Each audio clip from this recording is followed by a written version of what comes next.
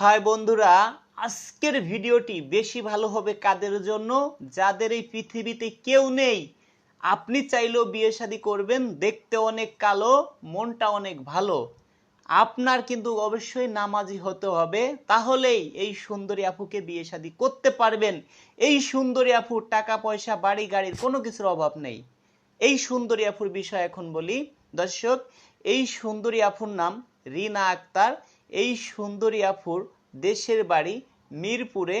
এই সুন্দরী আপুর শিক্ষাগত যোগ্যতা ক্লাস নবম শ্রেণীতে আমার পড়াশোনা করেছে, তারপরে আর পড়াশোনা করতে পারেনি। এই সুন্দরী আপুর বর প্রবাসে থাকতো। এই সুন্দরী আপুর বর আরেকটি বিয়ে করেছে।